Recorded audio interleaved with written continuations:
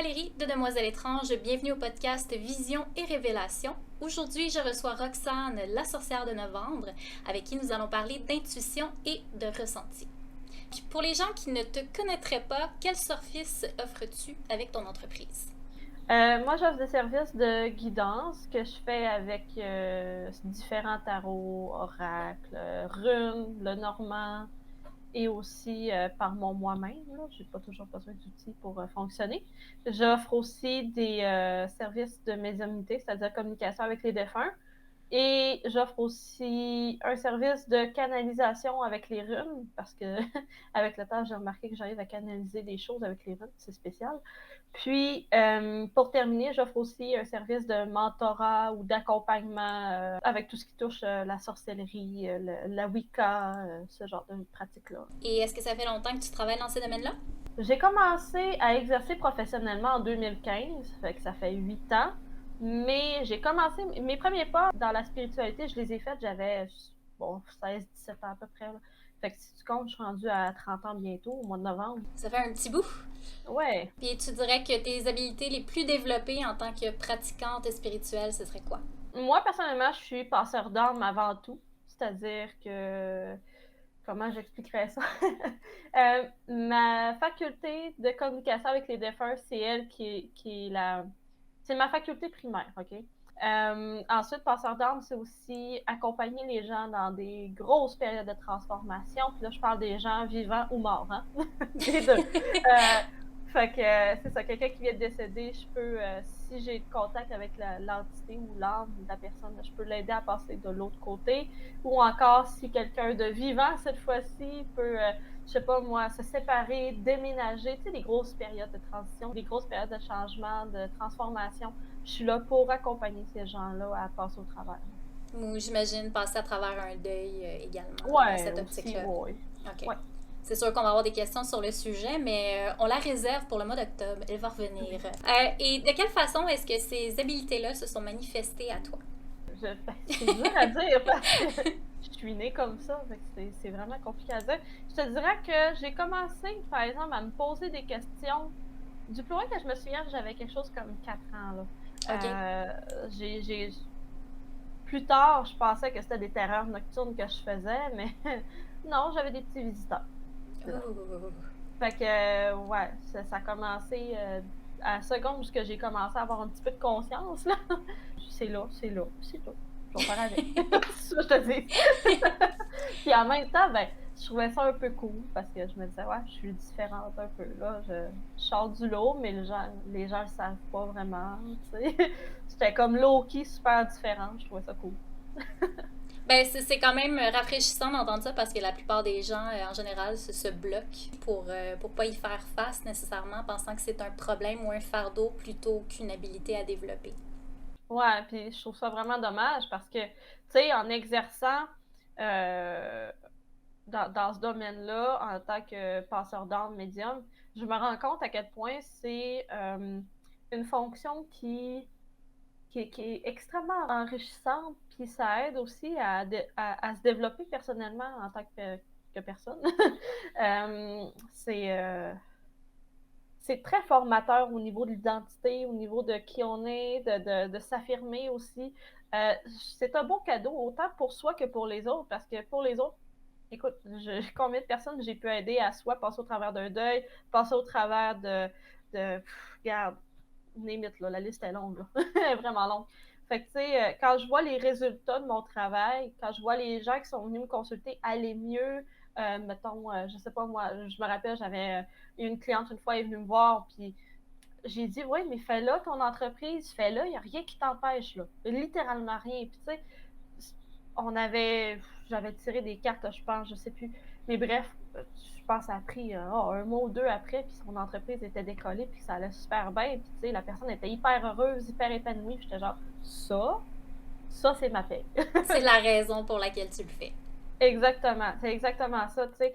C'est tellement gratifiant. Fait que moi, de voir des gens qui ont des capacités similaires, puis les bloquer, pas que ça m'insulte, mais je suis genre, mais tu te prives tellement de quelque chose de beau. Pourquoi? Ben, pour c'est ça, découvrir les alentours. la crainte, la peur, le sens de la responsabilité, ne pas être à la hauteur des attentes, par exemple. C'est le genre de commentaires qu'on Ouais. reçoit souvent. Ouais, mais tu sais, ça, c'est une partie de moi qui est comme en conflit avec ça. Parce que je suis quelqu'un qui s'affirme vraiment beaucoup, là. Vraiment beaucoup. Fait que, tu sais, de voir d'autres personnes s'arrêter d'être ce qu'ils sont, puis se bloquer, puis avoir peur pour ça, pour, admettons, je sais pas moi, les autres, c'est quoi qu'ils vont dire, ou genre, voyons, tu vas-tu t'arrêter de vivre de même pour tout et n'importe quoi, là? Tu sais, on dirait que c'est une partie de moi qui arrive pas à se mettre à la place de l'autre. Tu OK. sais, pourtant, c'est pas quelque chose que j'ai de la difficulté à faire, mais à ce niveau-là, spécifiquement, là, je suis genre, non, non, non, non, non, j'arrive vraiment pas, là.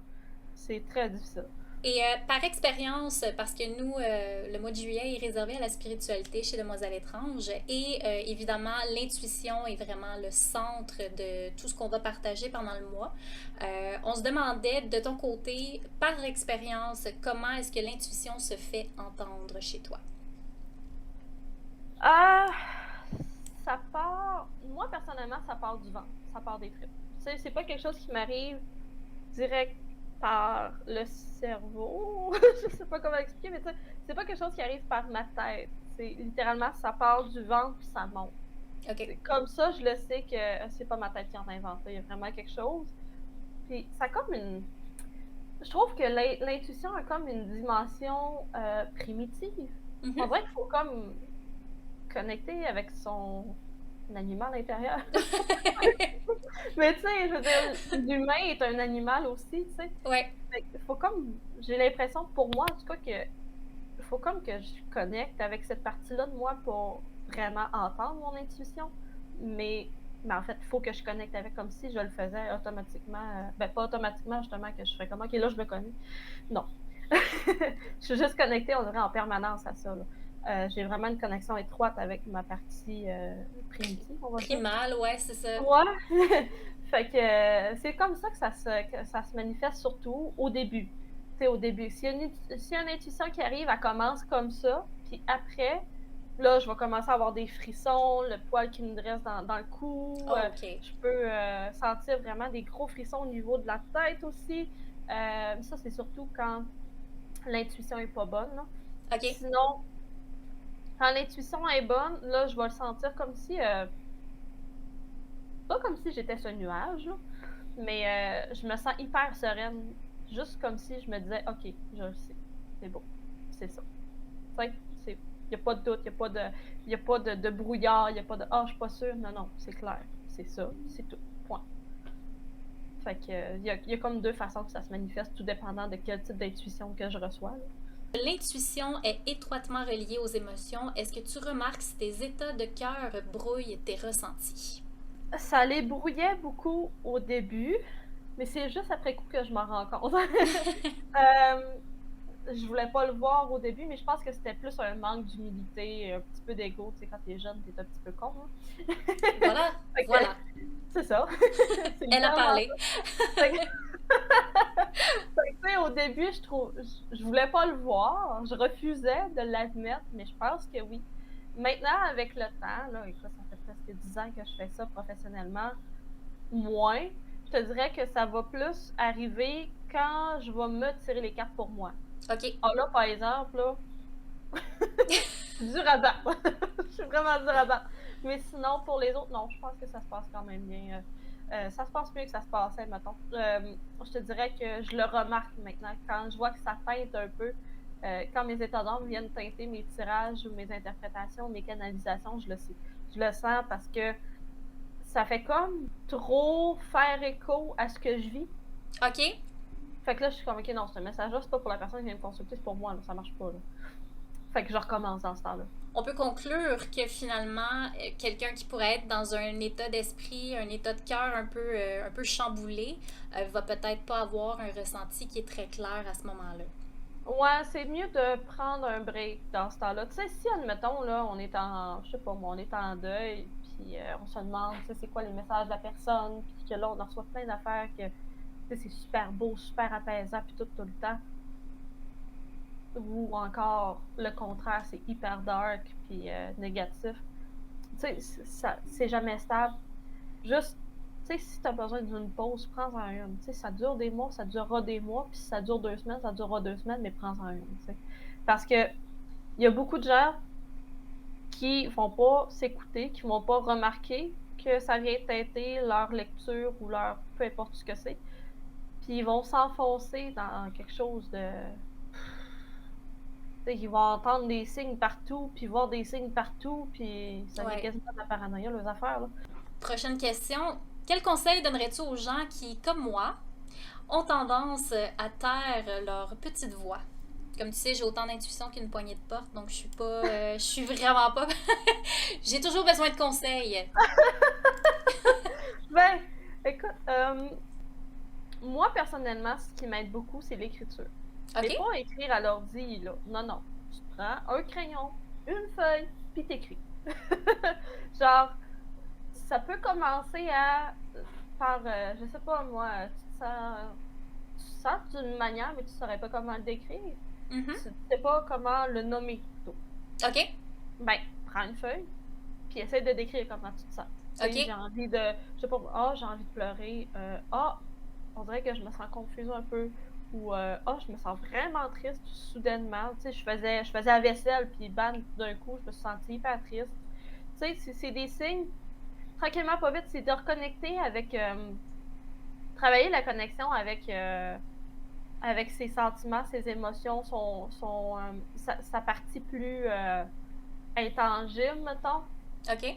plus féminine aussi, parce que les émotions sont reliées à la partie féminine des énergies. Fait que ça serait vraiment de l'écrire à la main, littéralement, parce que en écrivant à la main aussi, on a le temps de connecter. On est dans l'état d'esprit de écrire, ça permet la connexion. Je sais C'est pas dans le comment ça moment présent, là. C'est un peu comme apprivoiser le langage des émotions.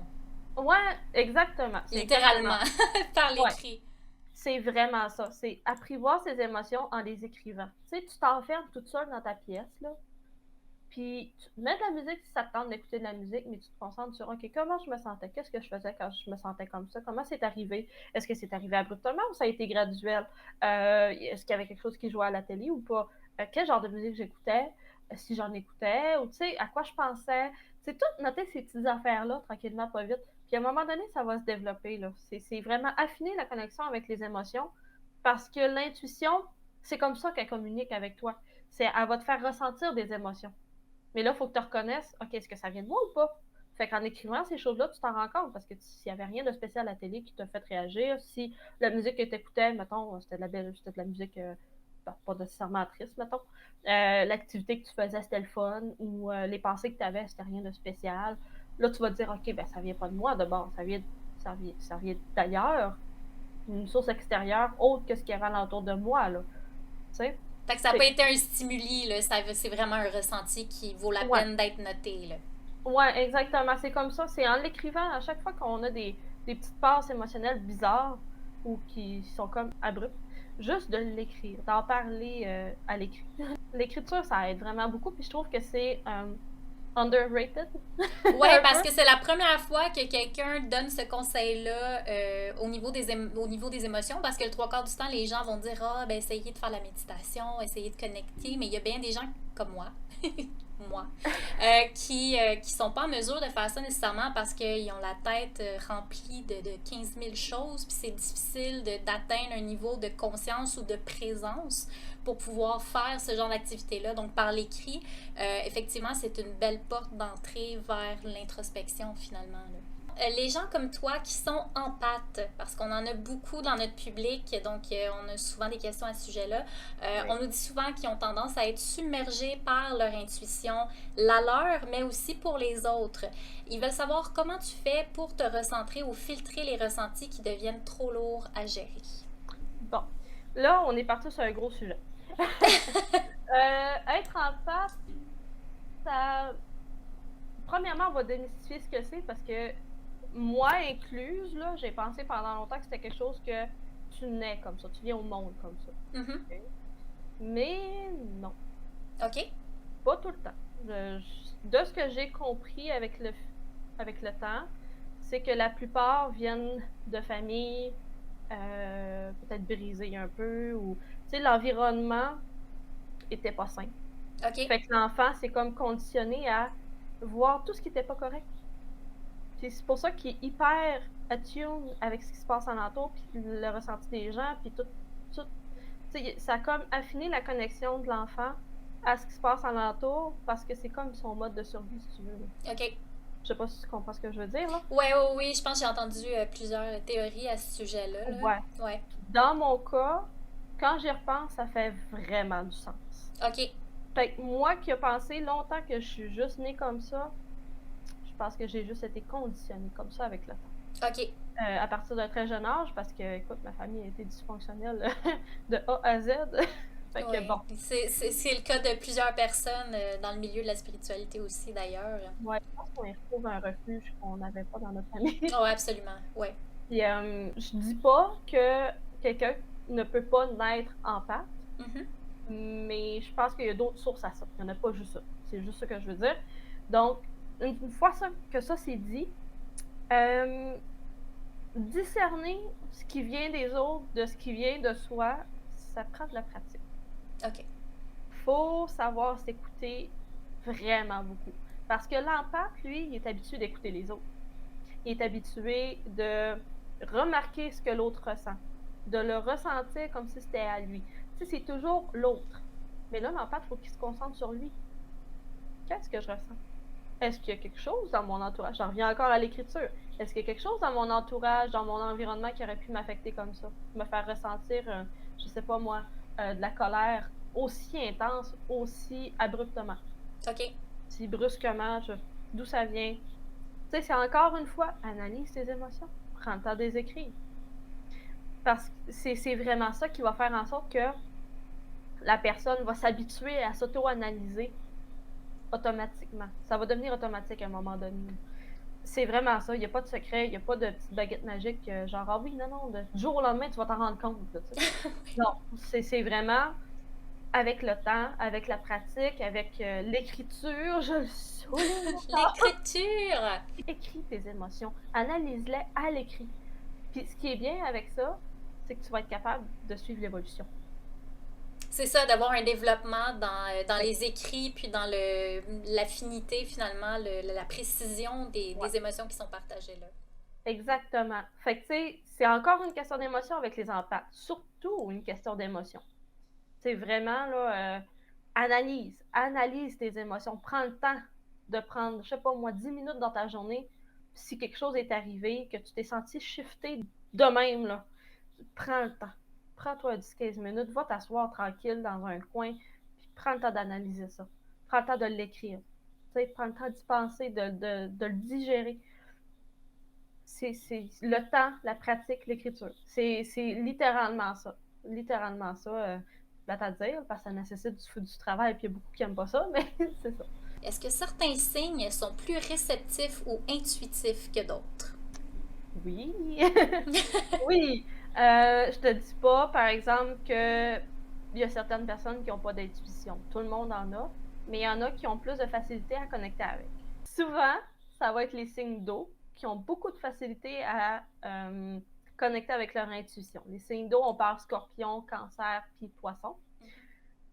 Sinon, j'ai remarqué que les signes de feu sont quand même bons aussi pour connecter avec leur intuition. Okay. Plus leur instinct que leur intuition. J'ai l'impression que les autres, justement, ils vont passer par leur instinct pour arriver à leur intuition et ainsi de suite. OK. J'ai l'impression, je dis pas que j'ai pas la science infuse, là, je peux pas te confirmer, mais c'est l'impression que j'ai. Puis les signes de feu, on parle de Sagittaire, de Bélier et de Lion. Fait que pour moi, ces deux éléments-là, les signes de ces deux éléments-là, c'est vraiment des signes qui ont une facilité, on va dire, à connecter avec leur intuition. L'air et la terre, comme toi, t'es taureau, on parle du signe de terre, ça peut être plus compliqué parce que la terre, là, on parle de taureau, vierge et capricorne, c'est très carré, très cartésien, très... je sais où ce que je m'en vais, c'est là que je vais. Puis les émotions, c'est difficile pour eux autres, pour la plupart, là, en général, parce que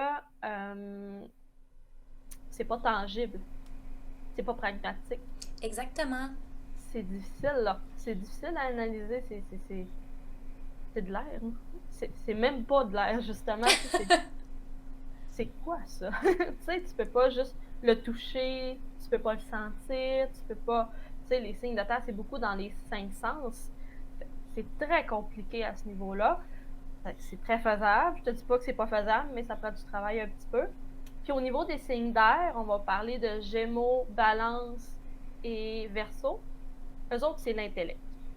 OK? C'est la tête. Les signes d'air, j'en ai côtoyé beaucoup dans ma vie. C'est beaucoup, là, c'est très intellectuel, c'est très cartésien, c'est très calculé, c'est très logique. Fait que si tu arrives, puis tu lui dis, ben là, je me sens comme ça, puis je sais pas pourquoi, puis c'est pas logique. C'est pas logique. C'est fait ça. Que là, ils vont essayer de trouver le pourquoi du comment, puis là, ils vont quasiment te faire un tableau périodique des émotions, puis ils vont te dire, c'est un peu ça. Fait eux autres aussi, ça va être un petit peu plus difficile de connecter. Mais encore, là, on parle juste des cycles solaires. Il faut vraiment regarder le thème astral de la personne au complet.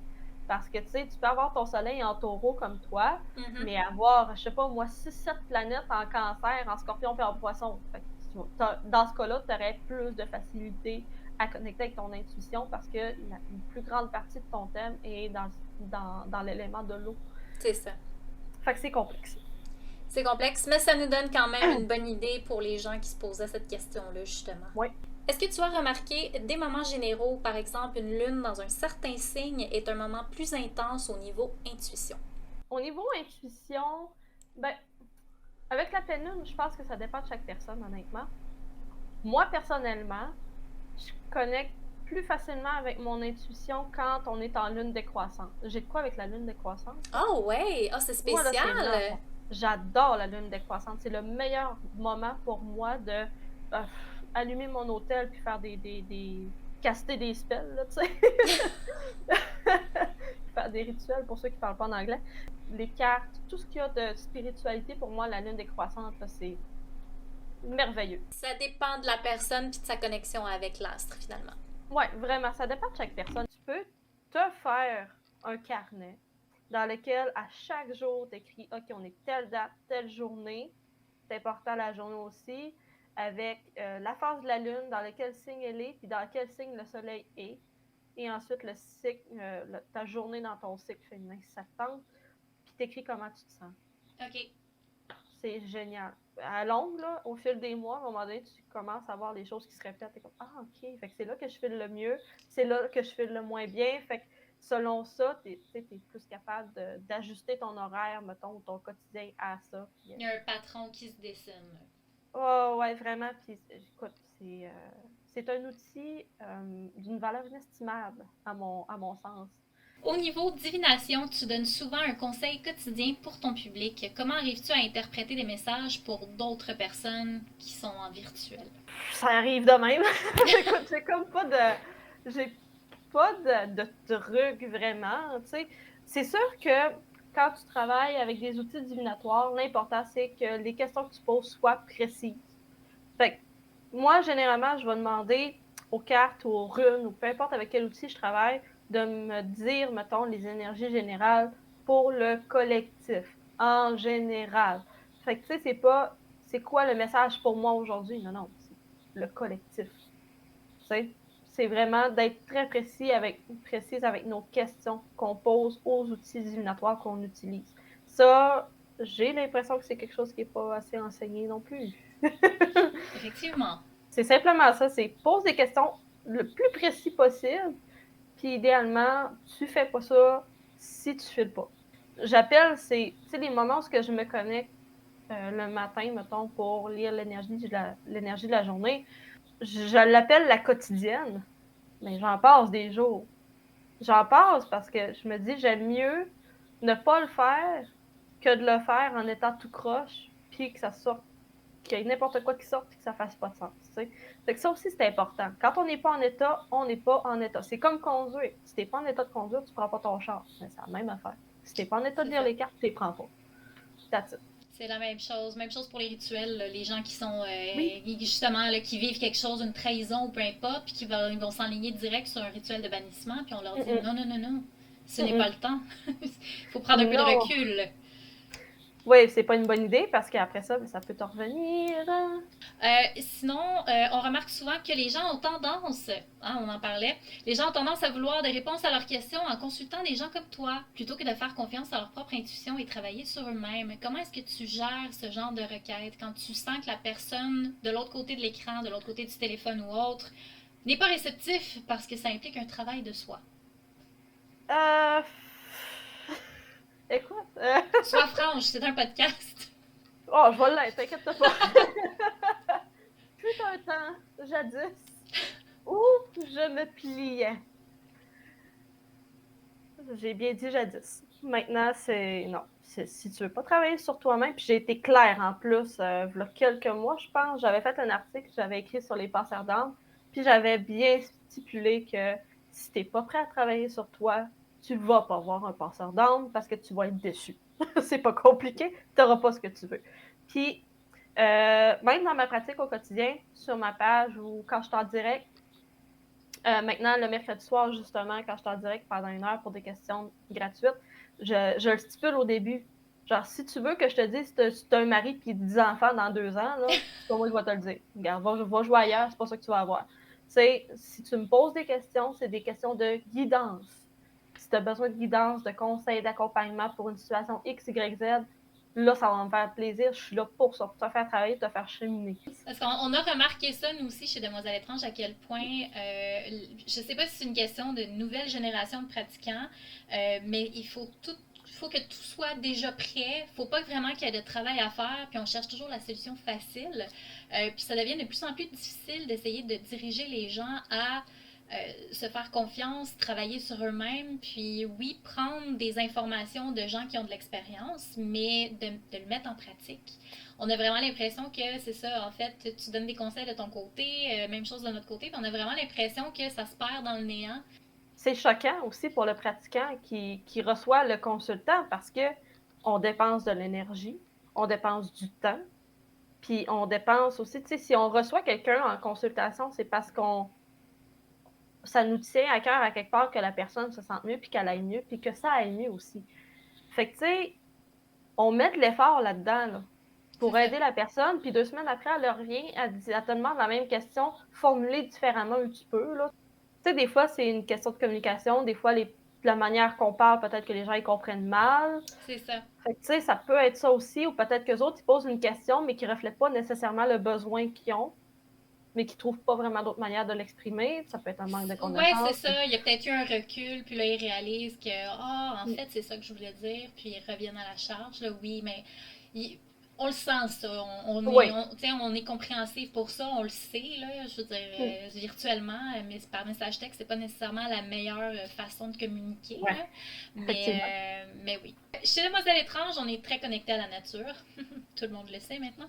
Est-ce que tu te sens plus intuitive pendant certaines températures ou, bon, on sait que certaines lunaisons, tu nous le dis, la lune décroissante pour toi, mais est-ce qu'il y a par exemple des journées, par exemple, pluvieuses qui vont t'inspirer un petit peu plus au niveau intuitif que des journées ensoleillées, par exemple? Oui. Ouais. Ben, comme tu l'as dit, c'est exactement ce que tu as dit, c'est les journées pluvieuses. Comme L'eau, les émotions, l'intuition, super concept. tout relié. Ah ouais, ouais, ça va tout ensemble. Oui, les journées pluvieuses, c'est vraiment là où je me sens plus connectée à mon intuition, mais aussi plus apte à plus se concentrer à faire ce genre d'activité-là que, mettons, quand tu fais gros soleil et 30 degrés dehors. Comme aujourd'hui, là. Non. Non. Moi, de mon côté, je suis très connectée à la température, la pression barométrique. Donc, moi, quand je vais à l'extérieur, puis qu'il y a une tempête qui s'en vient, une tempête de neige ou un orage ou quoi que ce soit, j'ai la chair de poule. Je le sais que ça s'en vient. Même quand il en annonce pas, je suis comme, ça va péter. On en parle avec les étudiants, puis beaucoup de gens sont très connectés aussi comme ça à la nature, puis on s'est rendu compte que certaines températures vont influencer certains pratiquants, alors que d'autres, c'est complètement l'inverse. Je trouve ça absolument fascinant de voir à quel point on est différemment connectés aux différentes énergies. Ton intuition, j'ai l'impression qu'elle va fonctionner quand c'est hyper intense. Ouais. Mais quand c'est des affaires plus douces, plus subtiles, un petit peu moins. T'sais, mais là, un orage, c'est hyper gros, là. C'est hyper gros, c'est violent, c'est intense. Là, par exemple, elle fonctionne à plein régime. Fait que peut-être que pour toi, quand il y a des météos plus intenses, ça serait le bon moment Ouais, pour voilà. essayer de te connecter plus à ton intuition. C'est plus propice parce que tu le sais tout de suite, tu connectes immédiatement. Est-ce que tu travailles avec des encens ou d'autres aides rituelles pour amplifier tes ressentis? Oui. Là, on sait maintenant que les chandelles font partie de. On Les s'auto-répond. chandelles, On s'auto-répond, c'est un auto-questionnaire. c'est fou, c'est fou. Oui, les chandelles, pour moi, là, c'est l'incontournable. Je suis capable de faire n'importe quoi avec ça. Tu me mets une chandelle, allumée-là, je suis capable de te faire des canalisations, je suis capable de voir le futur, je suis capable de te faire des guidances, de communiquer avec les défunts. Je peux faire n'importe quoi avec ça. Sinon, au niveau des encens, avec les années, j'ai remarqué que l'encens de bois de santal et l'encens de myrrhe sont mes deux préférés pour faire ce genre de travail-là. OK. C'est fou. L'encens de bois de santal, j'ai l'impression que ça m'aide à, encore une fois, à fluidifier puis intensifier la connexion avec les énergies. Ça m'aide beaucoup aussi à canaliser des messages, canaliser tout court. Il n'y a pas 50 manières de le dire. L'encens de myrrhe, pour moi, par contre, cet encens-là va me permettre à mieux me connecter à moi-même, OK. à être plus dans un état d'harmonie qui va me permettre à me relaxer assez pour bien me connecter. Fait que les deux fonctionnent, ils me donnent le même résultat, mais pas de la même manière. OK. Fait qu'admettons que je me sens hyper agitée, ben, je vais utiliser de l'encens de myrrhe au lieu de l'encens de bois de santal. OK. Donc, on a posé comme question au public s'il y avait des interrogations, des réflexions pour toi. On en a eu plusieurs, donc j'espère que tu es prête. Oui. Donc, la première, quelle est ta définition de l'intuition? Je vais faire un recap un peu de ce que je disais tantôt. C'est vraiment primal, primitif comme feeling. Tu sais, c'est pas un feeling qui va te faire peur. Tu sais, ultimement, là. Parce que tu peux avoir peur de l'intuition, mais l'intuition, elle t'induira pas cette peur-là. Tu n'auras pas peur à cause de ton intuition. C'est juste que toi, tu n'auras pas apprivoisé ça, fait que ça va te faire peur parce que c'est l'inconnu, mais pas parce que c'est une intuition. Tu sais, l'intuition va te forcer à écouter. C'est quelque chose qui est hyper intense. C'est quelque chose qui part des tripes. C'est pas la tête. C'est vraiment pas la tête. C'est des choses que tu peux pas juste imaginer. C'est pas. C'est juste, c'est là. Tu sais que c'est là. Tu sais que c'est vrai. Tu sais que ça s'en vient ou que c'est arrivé. Puis that's it. C'est comme si tu l'avais toujours su. Tu sais, je sais pas comment l'expliquer autrement. Je le sais pas. Je sais vraiment pas. C'est plate. J'aimerais ça mettre des mots, mais. Regarde. Dans ce temps-là, on sort le calepin et on écrit. Oui, on écrit. Comment savoir si c'est l'intuition qui parle et non l'imagination? Ben, j'en viens à ce que je disais encore tantôt. C'est que ça part des tripes et non pas de la tête. Donc, du moment qu'il y a un visuel ou qu'il y a des images qui viennent en tête, ça peut laisser croire que c'est plutôt l'imagination qui travaille. Ça dépend, parce que ton intuition peut te donner des images. Ah, c'est pas clair, vraiment... là. Ouais. C'est pas... OK, comment je t'expliquerais ça? OK. L'imaginaire, lui, il va te donner des images, puis toi, tu vas répondre aux images en ayant des émotions. OK. OK? Tandis que l'intuition, elle va te donner des émotions qui vont t'évoquer des images. OK. C'est l'inverse. Okay. C'est l'inverse. Parce que l'intuition, pour te communiquer, pour que tu comprennes ce qu'elle essaie de te communiquer, elle va te donner des images. OK. Pour évoquer, mettons, une émotion, un événement. C'est vraiment comme ça. C'est pour te faire comprendre qu'elle va t'évoquer des images. Mais en premier, tu vas avoir un feeling. Tandis que l'imaginaire, c'est le contraire. Tu vas avoir une image qui va te donner un feeling. Est-ce que tu as toujours été intuitive ou est-ce que tu as dû pratiquer ton intuition pour la développer? Je l'ai toujours été. Toujours. C'est juste que c'était... Oh, c'est sûr que quand tu es enfant, tu t'occupes pas vraiment de ça plus qu'il faut. Tu n'es comme pas vraiment conscient de ce que c'est. Je te dirais que ça je l'ai surtout exploré quand j'étais ado. OK. C'est là que c'est sûr que tu as plus de conscience que quand tu es enfant aussi, là. Fait que tu te rends compte de choses que tu dis, OK, ouais, les autres, ils vivent pas ça. Qu'est-ce donc? Fait que là, tu commences à te poser des questions, tu explores des choses, tu vas lire sur Internet, Yeah. Mais ouais, je l'ai pas mal toujours été. Est-ce qu'on a besoin d'être spirituel, et je le mets en quotation mark parce que la personne a pris la peine de le faire. A-t-on besoin d'être spirituel pour être intuitif? Non, vraiment pas. Un peut aller sans l'autre. Au même titre que porter des vêtements noirs ne fait pas de vous une sorcière. Voilà. Exactement. On se dit les vraies choses. Oui, oui, absolument. Comment faire confiance à son ressenti? Une grande question. Personnellement, j'ai pas mal toujours fait confiance en mon ressenti. J'ai jamais vraiment eu à travailler ça plus qu'il faut. Fait que là, il faut que je me mette à la place du monde qui ont à le travailler. Qu'est-ce que je ferais? Je te dirais... Écrit. C'est plat, mais c'est ça. Si tu veux travailler ta connexion avec ton intuition puis l'affiner, il n'y a pas 150 façons de le faire. Là. Est-ce que tu vérifies une intuition avec un moyen divinatoire pour confirmer que le message était bon? Ça peut arriver. Oui. Ça peut arriver quand, mettons, je trouve que le message est flou. OK. Que je suis pas sûre que j'ai reçu la bonne chose ou que je l'ai bien compris. Là, je vais aller voir avec des outils pour clarifier. Mais sinon, non. Pas, généralement, les canalisations que je fais ou les messages que je reçois ou les ressentis sont pas mal tout le temps clairs et précis, mais ça arrive que j'aille besoin. Parfait. Ça arrive. Qu'est-ce que tu fais pour sonder ou développer ton intuition quand tu en as besoin? Est-ce que tu as des techniques ou des rituels? On en a un petit peu parlé un petit peu plus tôt.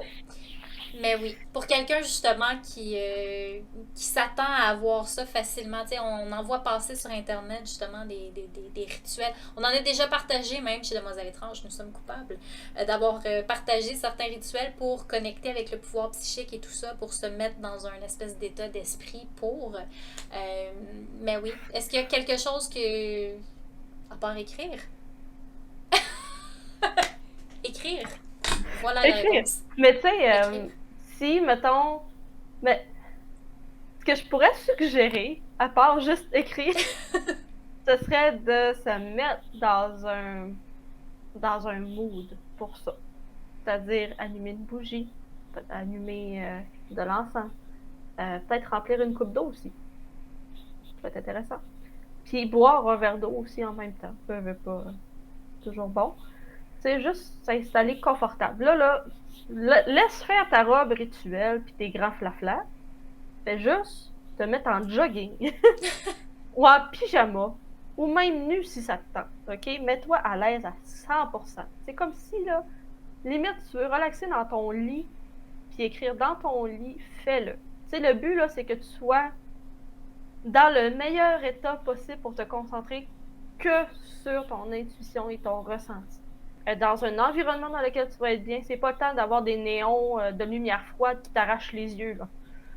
Mets-toi, je sais pas moi, illumine-toi aux chandelles ou mets-toi une petite lumière tamisée, allume des chandelles, allume de l'encens, remplis-toi une coupe d'eau, peut-être un petit bol de sel aussi. Comme ça, tu vas être entouré des 4 éléments qui vont te nourrir pendant que toi, tu fais ton travail sur ton intuition. Fait que moi, c'est pas un rituel autant de faire en sorte que tu es disposé à. Une préparation finalement avant. Ouais, c'est ça. Tu te crées un moment. Tu sais, c'est comme quand tu vas prendre ton bain le soir pour relaxer, ben là, tu vas allumer une bougie, tu vas prendre un cahier puis un crayon pour travailler ton intuition. C'est ton moment à toi. Tu peux le transformer en genre de me time, si tu veux. Ça pourrait être bien.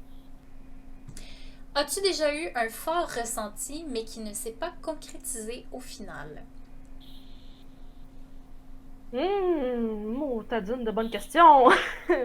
Sûrement, mais si tel est le cas, je ne m'en rappelle pas. Mais j'imagine que j'ai pas la science infuse, je suis pas parfaite, ça peut arriver que je me trompe des fois ou que finalement ça arrive pas. Puis c'est correct. C'est vraiment correct. C'est juste que je m'en rappelle pas. Je suis pas quelqu'un qui, tu sais, moi, le passé, ou si c'est passé il y a 10 ans, ou il y a 5 ans, et quand j'ai eu cette cliente-là spécifique, telle affaire s'est pas passée. Non. Passer à d'autres choses, moi, là. Fait que oui, c'est sûrement arrivé, mais je m'en rappelle pas. Tu sais, je veux dire, l'intuition est pas infaillible. Puis tu sais, c'est un peu comme la discussion qu'on a eue, je pense, la semaine passée. Tu sais, je te disais, 1940, 1942, tu sais, j'avais réussi à connecter avec une énergie de ta famille. Puis finalement, tu sais, j'avais un nom qui était monté, je pense que c'était Martin. Ouais. Je n'ai jamais su d'où ça sortait, ça. Non, mais on va s'en reparler parce qu'il est arrivé quelque chose avec un Martin. T'es pas sérieuse. Ta ta ta! Oh, pas là! Well, c'est intéressant ça, tu nous diras ça tantôt. Continuons les questions du public. Oui. Penses-tu qu'il existe des moments propices pour être à l'écoute de son intuition ou à son développement? On en a parlé un petit peu tantôt, mais est-ce qu'il y a des moments spécifiques dans la journée peut-être ou des moments qui seraient plus propices à ça? Ben, du moment, ça fait beaucoup de moments dans la même phrase, dans la même question, du moment où t'es relax, que t'es bien, que t'es serein ou sereine, c'est le bon moment.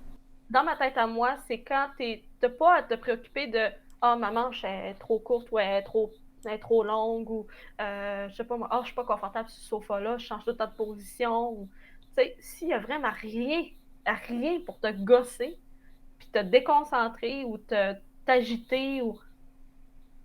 Voilà. T'es là. C'est ton moment. Puis le moment, si tu l'as pas, tu peux le créer. Comme j'ai dit tantôt, ben, allume-toi une chandelle, mets-toi de l'encens, mets-toi de la musique aussi. La musique, là, meilleur. Le meilleur moyen pour moi, c'est un des meilleurs moyens pour connecter puis prendre le temps. Le but, c'est que tu écoutes de la musique qui te fasse sentir bien, qui te permette de te concentrer puis de te relaxer. Si toi, là, te relaxer, là, faut que tu écoutes du gros métal, là, ben écoute du gros métal sale, puis fais ce que tu as à faire. Si c'est ça qui te fait sentir bien, t'es pas obligé d'être comme les autres puis écouter de la petite musique de méditation toute douce, là. C'est ça. Si c'est pas ça qui te parle, fais-les pas. C'est ça, c'est de personnaliser ta pratique à tous les niveaux. Là. Ton intuition va te parler à toi dans ton langage à toi. Exactement. Fais ce qui te fait du bien. Ce que les autres font, on s'en torche. Il n'y a pas 50 mots pour le dire, on s'en fout. Voilà. Fais ce qui te fait sentir bien parce que c'est dans cet état-là que tu vas être capable de recevoir ce que tu as à recevoir.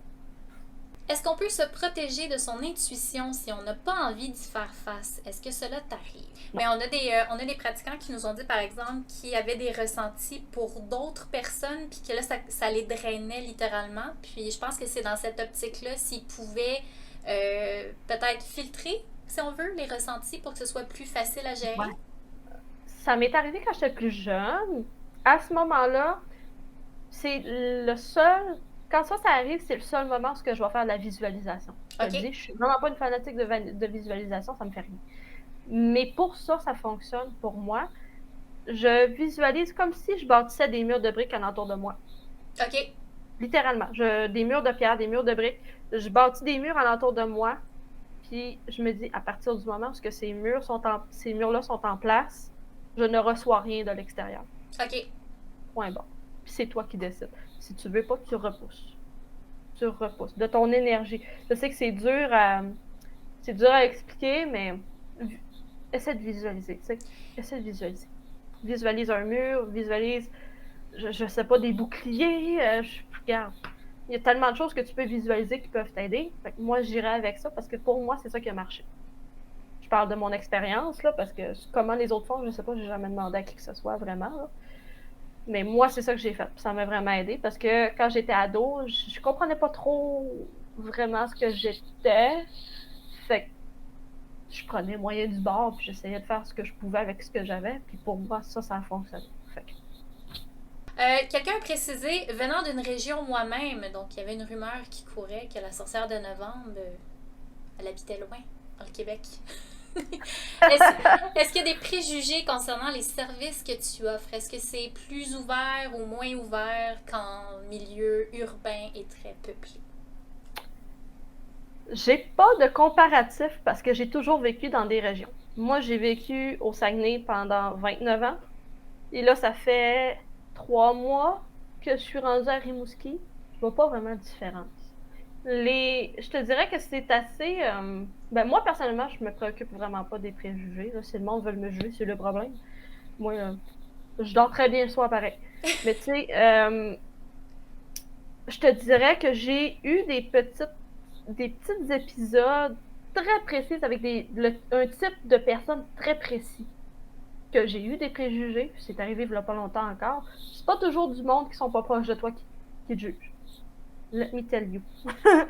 Pour moi, ça a surtout été des gars qui ont pas vieilli, puis qui sont pas ouverts à rien, puis c'est des petits baveux. Bon, ça, c'est le stéréotype que j'ai eu.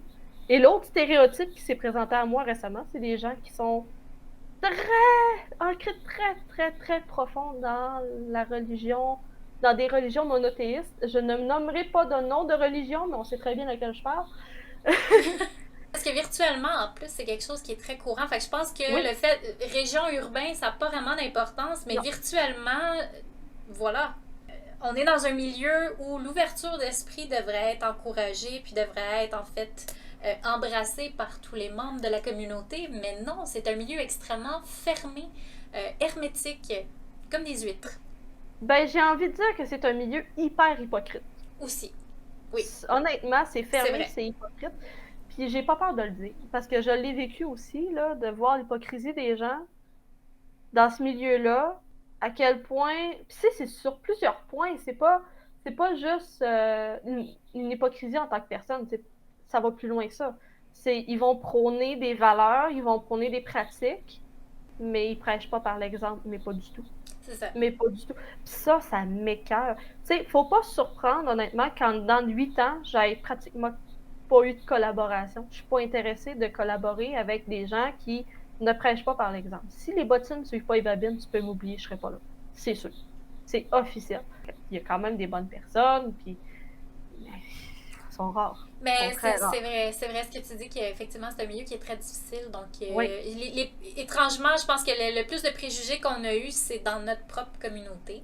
Mais je pense que vraiment, c'est pas une question de géographie, c'est vraiment une question de milieu finalement, d'entourage, de personnes qui sont autour de vous, qui gravitent autour de vous. Je pense que c'est là que les préjugés peuvent aller frapper le plus fort. Oui, c'est vrai que ça vient surtout du milieu dans lequel on est plutôt que l'extérieur. Parce que l'extérieur, c'est surtout de la curiosité. Comment reconnaître un bon médium? Très bonne question parce que, hein, on est à l'ère où est-ce que c'est très tendance d'être Oui, médium. oui, ben pour moi, un vrai ou une vraie bonne médium, c'est quelqu'un qui est capable de fonctionner sans outils et OK? qui est très à l'aise de le faire. Si, là, moi, là, si je vais voir un médium ou une médium puis que je lui demande, hey, j'aimerais ça avoir une séance avec toi, mais qu'on n'utilise pas d'outils, puis que la personne panique, puis genre, non, moi, j'ai toujours mon horaire, puis, right, j'en prendrai pas ta séance, bye bye. Parce que c'est facile. Tu sais, t'es pas obligé d'avoir des capacités médiumniques ou peu importe pour lire des cartes. T'es pas obligé. Non, Fait que c'est voilà. facile de te faire passer pour, tu sais. C'est facile, là. Fait que moi, c'est la première chose que je vais dire à quelqu'un, si t'es pas capable de reconnaître si c'est un bon médium ou pas, ou un vrai ou pas un vrai, demande une séance sans outils. Si la personne ne le fait pas, ben, c'est ta réponse. Est-ce que tu as une expérience personnelle qui t'a bouleversée à partager? Il y en a, il y en a, quelques-unes. Tu sais, je te dis pas que ça arrive à tous les semaines, là. Ça arrive ponctuellement de temps en temps, mais c'est en l'espace d'années, tu sais. Je me rappelle, il y a un moment, une soirée où j'étais au centre boutique Namasté à Chicoutimi. Un beau bonjour à José, si jamais tu vois ça. Euh, avec une connaissance qui était une amie à moi à ce moment-là. Euh, on avait programmé, ben, schedule, un soin énergétique avec une personne qui souffrait de grosse insomnie depuis 25 ans. Puis la personne, elle voyait des entités, etc., etc. Elle avait peur. Elle était vraiment là, bien enlisée. Là. Fait que mon amie du moment, elle offrait un soin Reiki. Et moi, j'étais là comme médium. J'assistais aux soins aussi. Euh, comme médium pour m'occuper de l'entité qui allait se présenter pour la faire partir également. Et puis, ça avait fonctionné. Mais tu sais, moi, je le croyais, oui, puis non. Mais j'ai revu la personne quelques mois après. Elle m'a pas reconnue. Je l'avais croisée dans un endroit public, mais moi, je l'ai reconnue. Deux personnes complètement différentes. Deux personnes complètement différentes. Elle était joyeuse, elle était de bonne humeur, elle rayonnait vraiment. Comparé à l'état dans lequel elle était quand elle était rentrée dans la salle de soins ce soir-là. Là. Et c'était... Oh my God, je sais même pas comment te le dire. C'était vraiment, là, le jour et la nuit, littéralement. Fait que ça a été un moment où j'ai réalisé tout ce que je pouvais faire avec ce que j'étais. Ça m'a vraiment marqué, puis j'étais vraiment contente pour la personne aussi que ça aille mieux. Évidemment, 25 ans d'insomnie, c'est pas facile. Qu'est-ce que t'aimes le moins ou qu'est-ce qui peut être difficile dans ta pratique?